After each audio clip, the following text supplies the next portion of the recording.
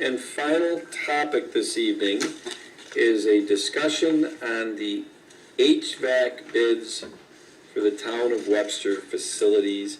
And once again, judicious on how we post the agenda items. This is for service agreements. This is not for us bids for new boilers or new HVAC units. So just to clarify that. I gotta tell you, I'd really like to hand this over to Josh Artuso, and I know she just wants to be here to watch tonight, but Dolores Frazier, you were so involved in this that I'm guessing you may have to answer some questions or present also, and I mean that as a compliment. You did a great job, so I'll hand it over to you, Josh, to... Thank you, Supervisor. So this effort really began last fall when it was brought to my attention by Dolores that we seem to be spending an exorbitant amount of money on maintenance and repair of the town hall's HVAC equipment. What was that cost, Josh? Well, as I'll explain, so when that was brought to my attention, we reached out to the finance department and had them do a financial analysis or a summary of expenditures by department.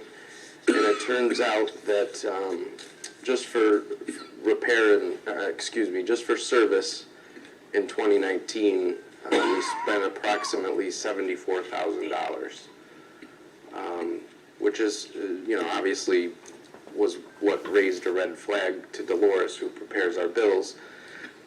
So then, once finance confirmed that amount, we got together and came up with a process for going out to bid in terms of seeing if we could include some of the other town facilities, because at the time, each facility was kind of doing their own thing in regard to hiring and procuring HVAC service, repairs, maintenance, and things of that nature. So like what we're doing with several other things here at the town, we looked at consolidating that effort, and Dolores was instrumental in putting together the framework of the process, which was really three things that we identified as being a need for the town. So that's what was included in our invitation to bid. The first and foremost thing, we don't really have a solid handle on the equipment that we have at each facility and its age and condition. It's a mishmash of, some facilities have newer pieces of equipment, some have old, some are really old and nearing the end of its lifespan. So we thought it was important to have a comprehensive inventory of all of our equipment and assets so that we could begin to plan for future replacement of those big capital purchases. So we asked them, in our bid, we asked them to essentially tell us how much it would be to develop this inventory manual. In basically serial number, age, condition, and a plan for that piece moving forward. So there was that. Then we asked for the hourly rates for basic repair and service calls, during regular business hours, on an emergency basis, and nights and weekends. And finally, we also asked them what type of discount percentage they would be willing to offer us in terms of parts that may become needed in the future. So we, Dolores and I, Dolores again was very instrumental in this whole process. She reached out to some fellow municipalities to see what they have done in the past, just to see, no reason to reinvent the wheel. We wanted to just pick their brains from their experience. So we developed invitation to bid. Basically put it out, I believe, in January, and we received 4 responses. So from that point, we formed a review committee consisting of myself and Dolores, as well as the Director of Finance, Supervisor Flaherty, and Councilman Cahill. And everyone had a chance to review the proposals and the bids. We also brought the companies in for interviews where we would have a chance to ask them some questions about their operation, what their impression was of our facilities and our equipment, and ask them for any feedback from their perspective on our invitation to bid, because it isn't your standard cookie cutter, tell us how much hourly rate. We were really trying to be more comprehensive, and we were really looking for someone with expertise and the ability to plan for the future, because we feel that's pretty important. So again, we received bids from 4 different companies, conducted the interviews. We had a meeting last week, I believe, with the review committee, which brought a good amount of discussion. And, I believe you have all of the information in your packet in terms of the reference checks we did on each company, what their prices were, and some of the feedback that we got on each of the companies. So that's just a brief overview of how we got to where we're at. And, myself or Dolores would be happy to answer any questions that you may have. Well, before we ask any questions, I want to thank you both for the yeoman's task that you've done of gathering all of this. And Dolores, thank you so much.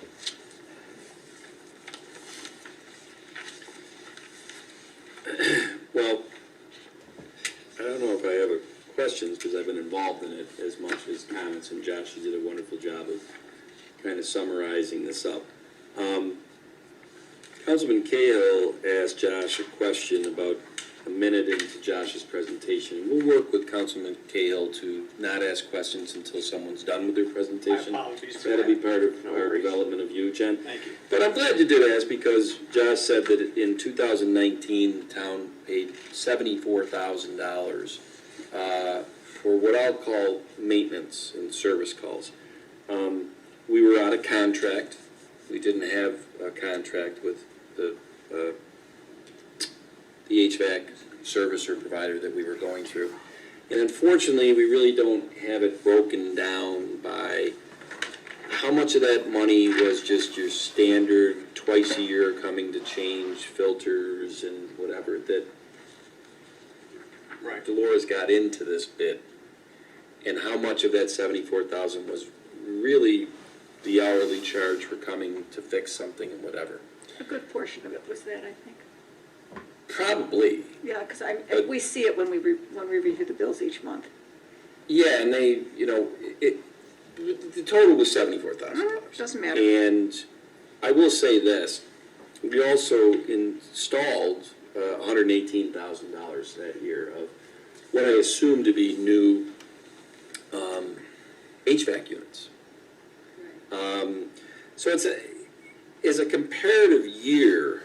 I know we just out $192,000, 118 in new capital improvements, and I'm sure that will show in the inventories that we'll get from whoever we decide. They'll show, hey, you got a brand spanking new unit in this building from 2019.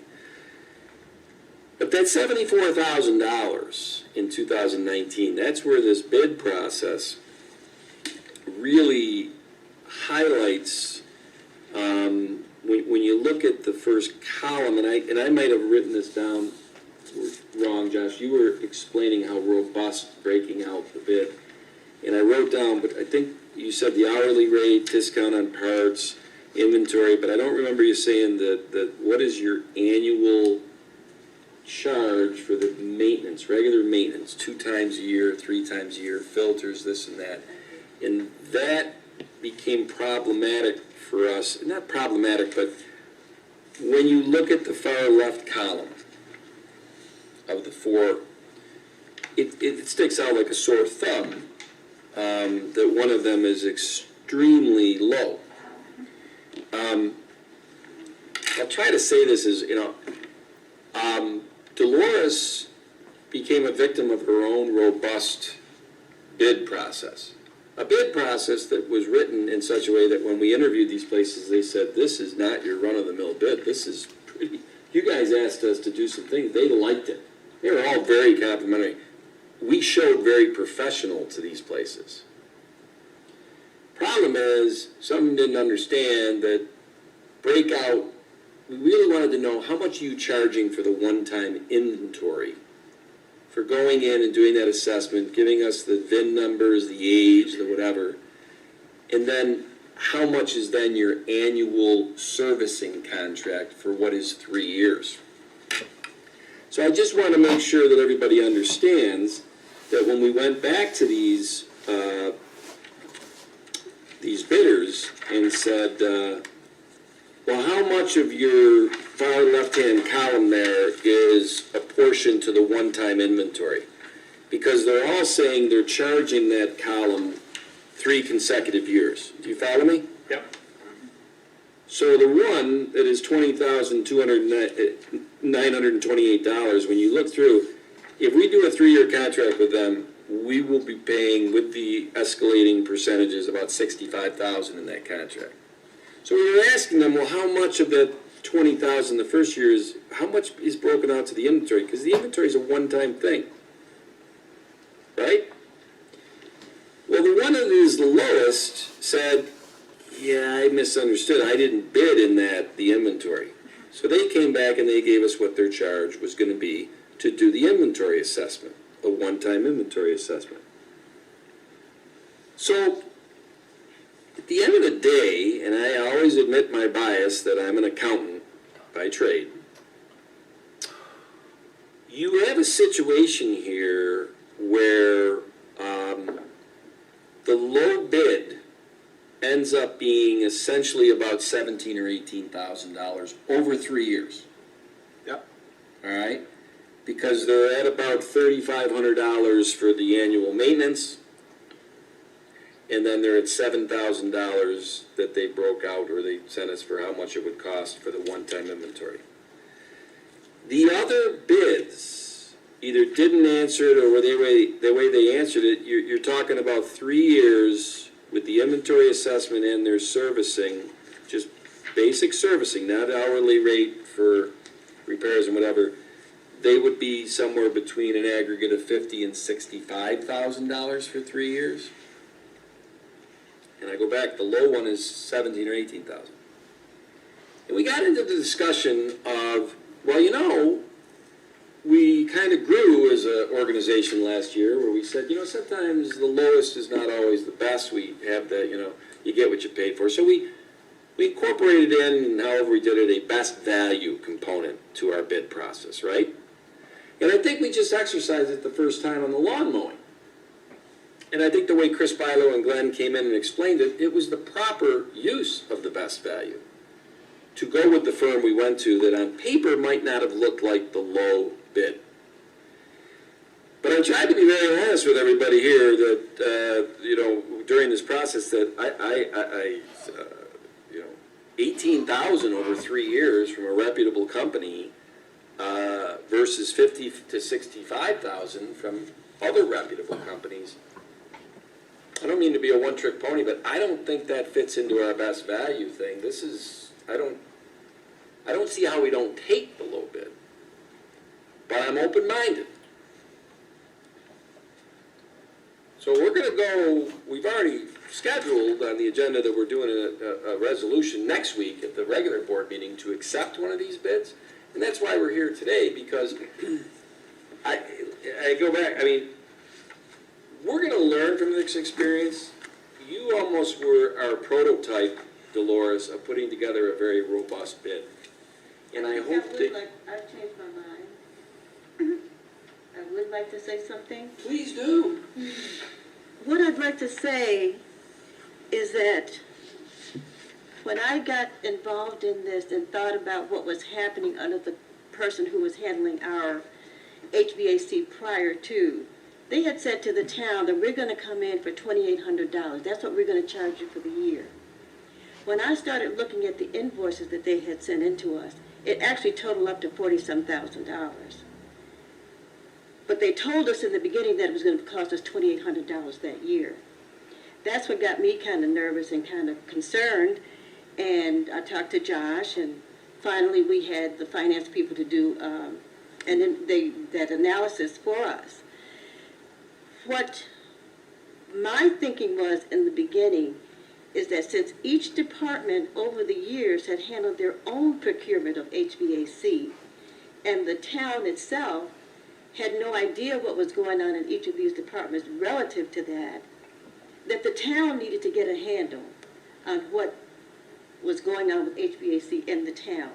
This is a very expensive proposition, and the town needs to know, and the town needs to understand, what do we do 2 years from now? What are we going to do 5 years from now in highway or in Parks and Rec? We don't have that. We're just going, as my kindergarten teacher used to say, by the seat of our pants on this.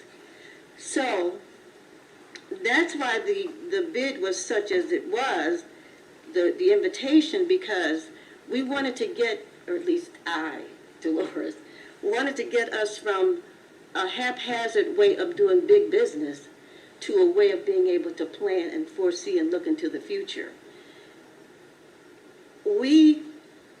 To go from having no knowledge and getting equipment serviced to going back to maybe having no knowledge and getting equipment serviced, I'm not seeing how we are we accomplishing what we want to accomplish?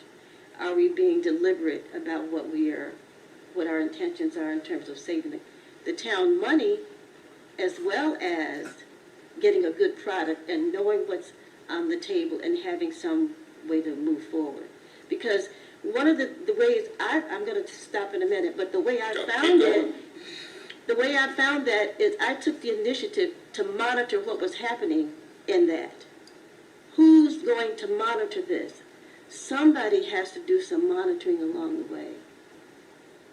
And nobody was. I'm just going to be perfectly honest with you. Right. Nobody was.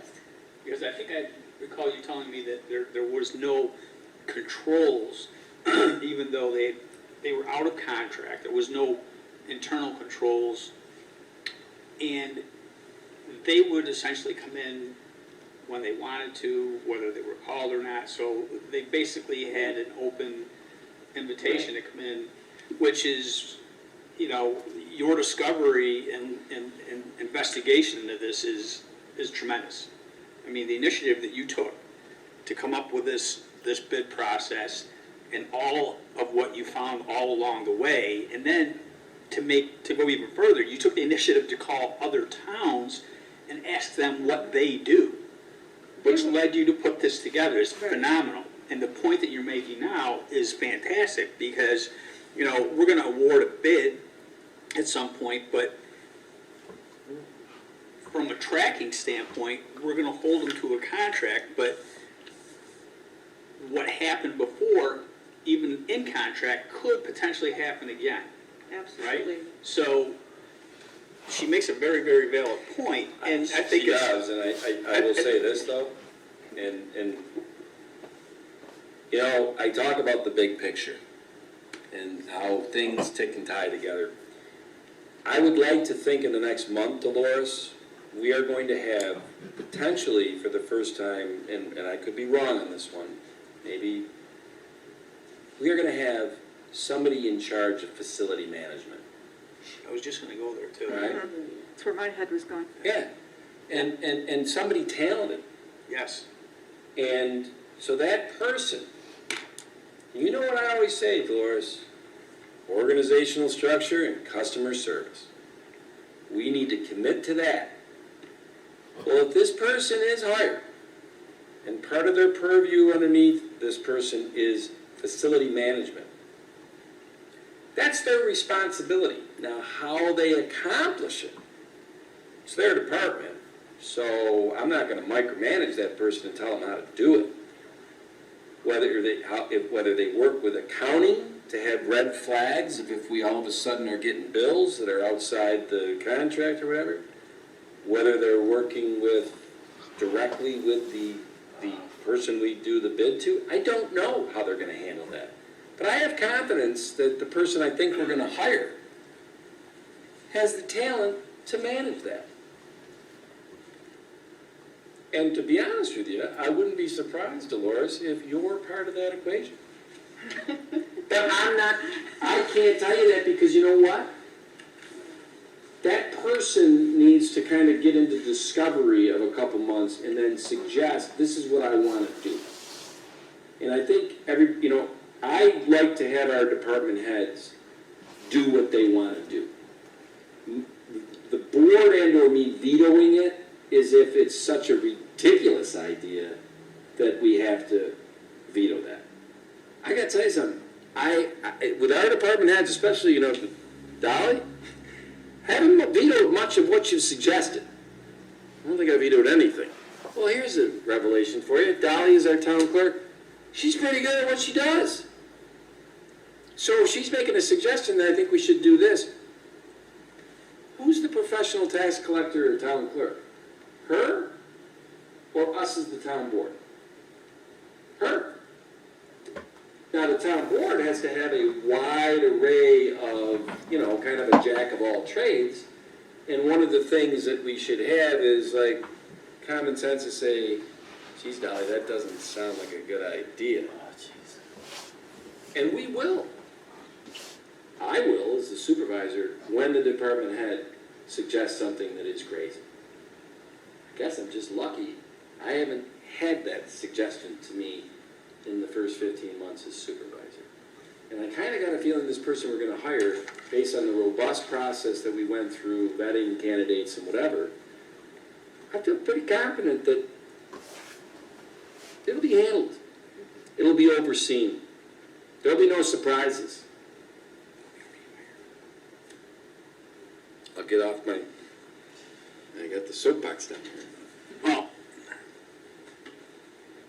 I just want to reiterate how thankful I am and the board is, A, you discovering this, B, you taking a deep dive into it, C, putting together this entire process.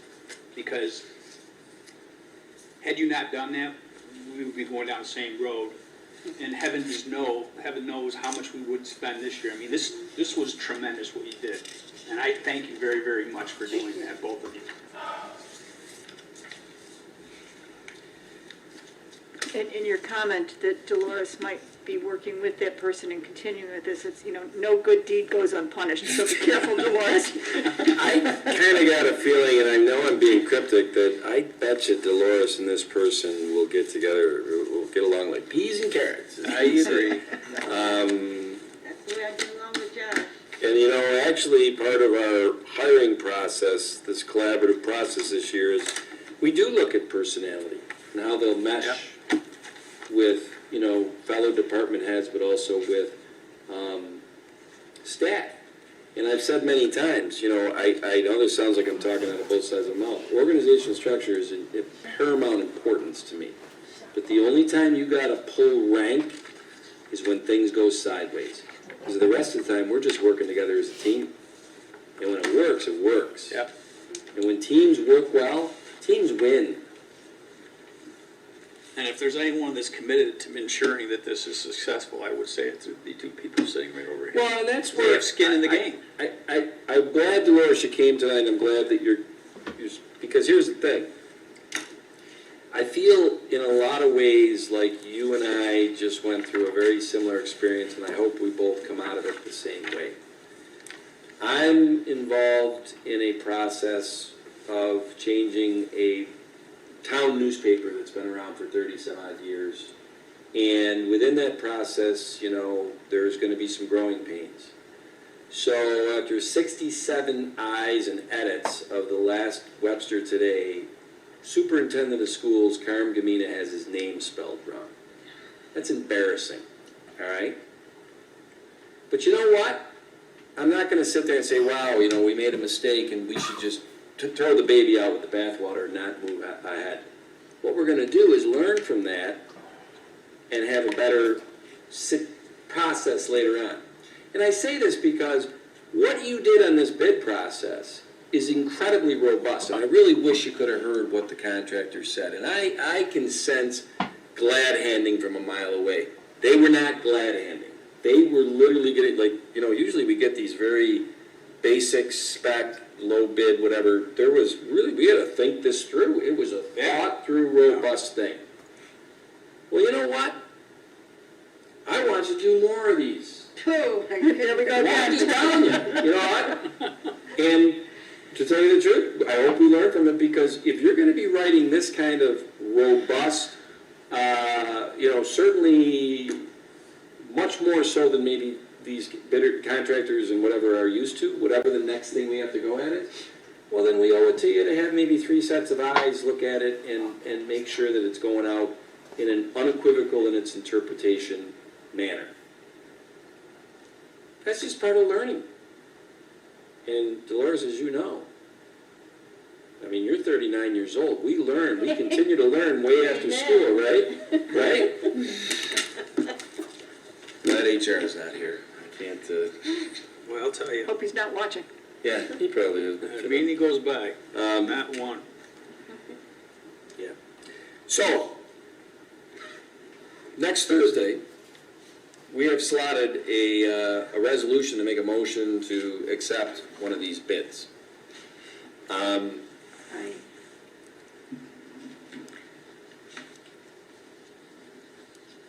Is there anything about the... Something that comes to my mind is a quote by John Glenn, actually, when he was ready to go into space, and he said he wasn't sure how comfortable he was sitting on top of the government's lowest bid. I just think we need to keep that in mind when we talk about value of services and when we're looking at all of this. And I'm sure we'll come to the right decision. Did he say that? He did. He was going into space. On top of the government's lowest bid. You had to throw that one out there, didn't you? Sorry. He made it back, he When did I- take it back, right? He did. Okay, Was it the lowest bid? yeah. Well, look, it's 6:42 right now. I mean, we can keep this discussion going from a standpoint of, because we have more information about potentially why the bids are so different. And some of it is opinion. In fact, the lowest bid has, we got, what do I want to say, references Right. from other municipalities that say they do a great job.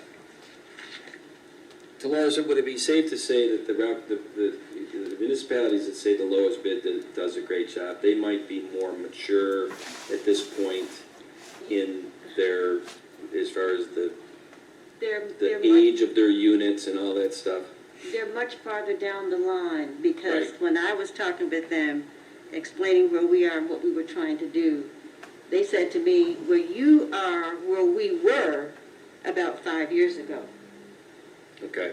I never asked you this question. So that municipality is in a position now to really guide that company and tell that company what they want done, because they took the time at the beginning of the 5 years to do their due diligence and what they had to put in place.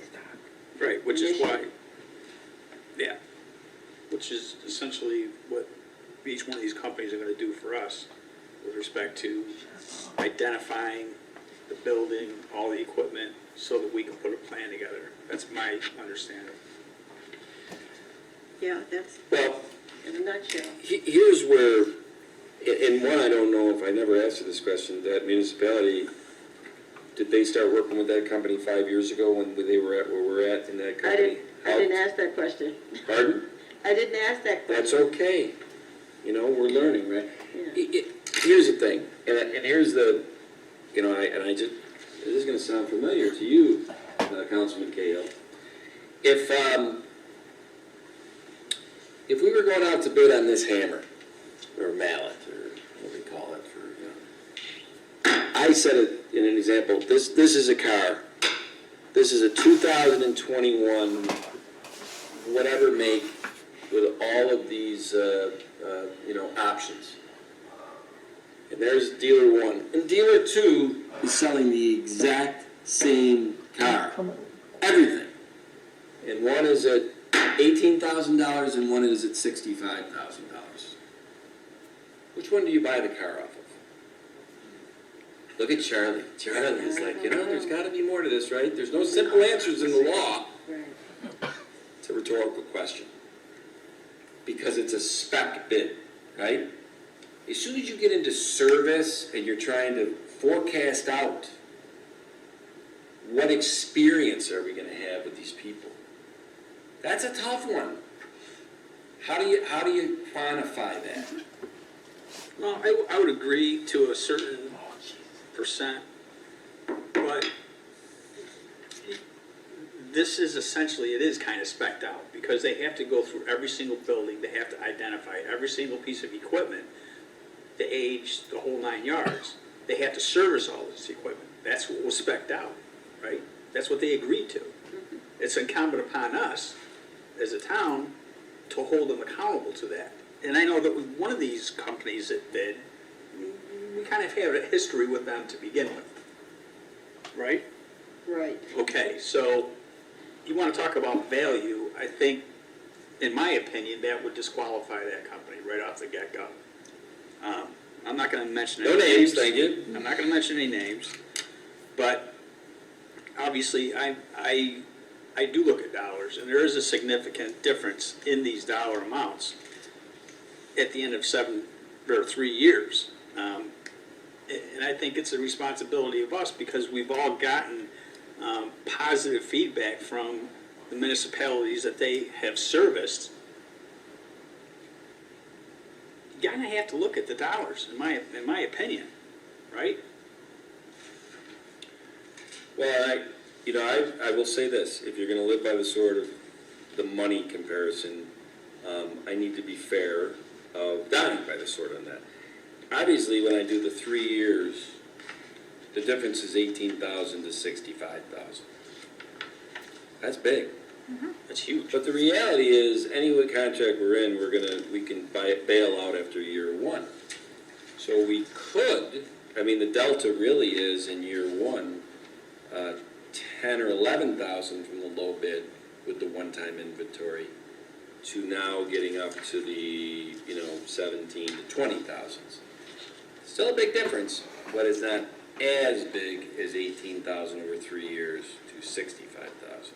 And I don't want to put words in your mouth, Dolores, but you had said to me at one point there was a comfort level that you thought that one of these places might do us better in year one, when we need so much coddling, for lack of better terms, on getting a handle on our inventory. Yes. Did I put words in your mouth? No, you're not. Okay. I do feel that. And the reason I feel that is because we're coming from such a disjointed system, and the town not having a handle as a system on what we have in place and where we need to go. That's my only